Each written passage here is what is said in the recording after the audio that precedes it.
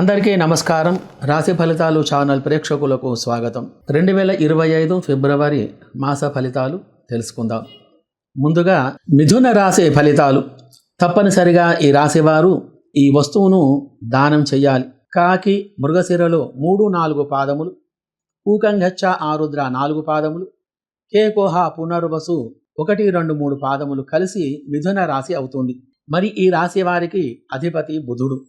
బుధుడు వ్యవహారానికి, వ్యాపారానికి, ఫైనాన్స్, వృక్షాలు, వాణిజ్యం, ఆకుపచ్చ రంగులు, వ్యవసాయం, సంఘం, పరివారాలు, సమూహం, అభివృద్ధి, మిత్రులు, బంధువులు, మంచి మాటలు, ఏకాగ్రత, కళాకారులు, నాట్యంలో ప్రవీణత, ప్రయాణాలు, స్థిరముగా ఉండక, తిరుగుట, మంచి ముఖం, అందమైనటువంటి దేహం ఇత్యాది యొక్క ఫలితాలు మరియు ప్రజ్ఞ, చదువు, ఉద్యోగం ఇత్యాది విషయాలకు కారకుడు కావున జాతకంలో బుధుని యొక్క గ్రహస్థితి అనుకూలంగా ఉండాలంటే బుధగ్రహం పూజన అనేది జరిపిస్తూ ఉండాలి.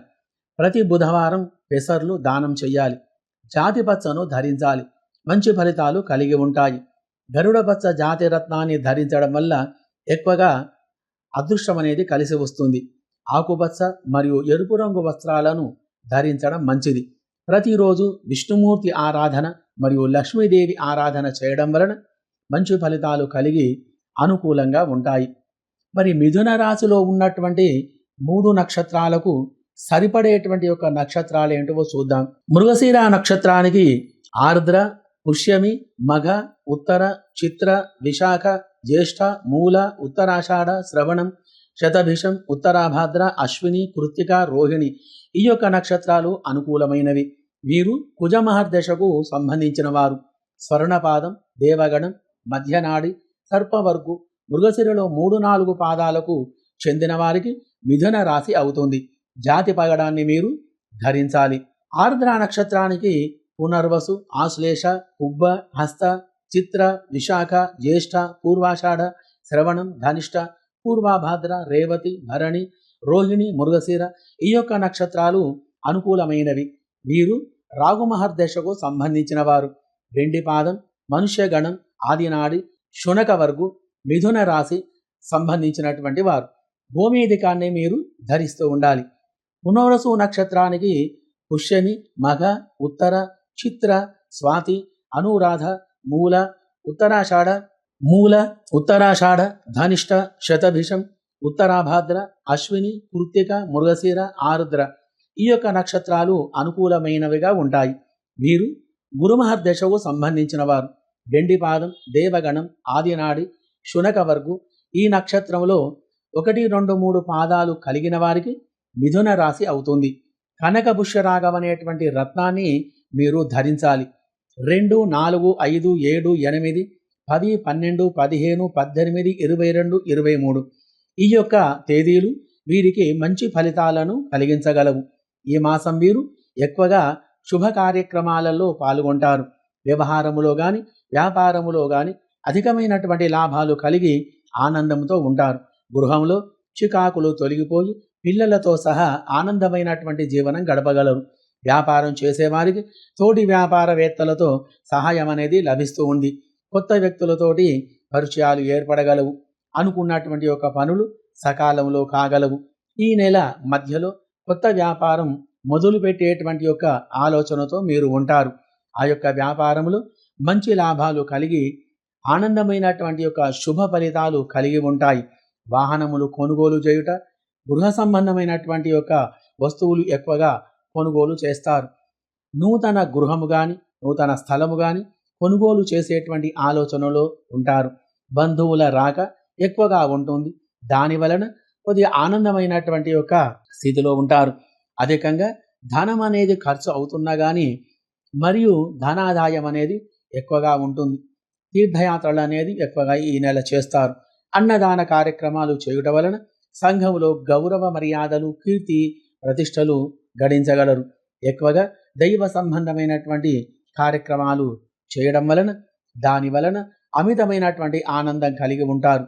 మీరు ఏ పని చేసినా కానీ ఆ యొక్క పనిలో అనుకూలమైనటువంటి ఫలితాలు కలిగి ఉంటాయి. ప్రయాణములు అధికంగా చేయుట వలన కొద్దిగా డబ్బు అనేది ఎక్కువగా ఖర్చు అవుతూ ఉంటుంది. మిత్రుల కలయిక, బంధువులు కలిసి ఉండుట మరియు దైనందినటువంటి కార్యక్రమాలలో బిజీగా ఉంటారు. మరియు దొంగల భయం కూడా ఎక్కువగా ఉంటుంది.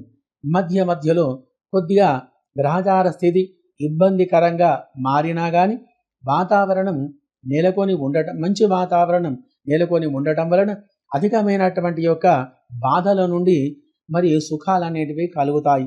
దైవ చింతన వలన ఈ యొక్క ప్రమాదాలు అంటే చిన్న విషయాలు కూడా అనుకూలం కాగలవు.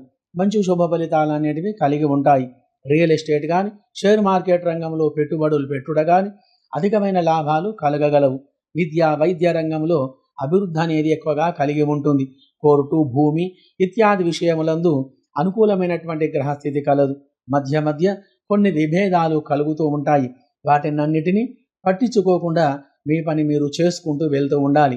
అన్ని రంగముల వారికి, అన్ని వృత్తుల వారికి ఈ నెల 3వ భాగం గ్రహస్థితి అనుకూలంగా ఉంటుంది. కొంత ఆర్థిక ఇబ్బందులు తప్ప మొత్తం మీద గ్రహచార స్థితి బాగుగా ఉంటుంది.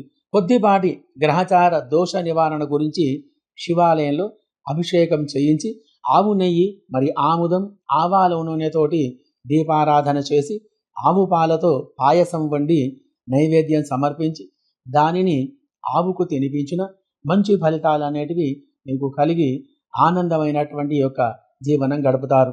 మరియు అదే దేవాలయంలో మంచి గుమ్మడికాయ, బెల్లం వీటిని దానం చేయడం వలన మీకు సంబంధించిన చెడు ఫలితాలన్నీ తొలగిపోయి మంచి ఫలితాలు కలగగలవు.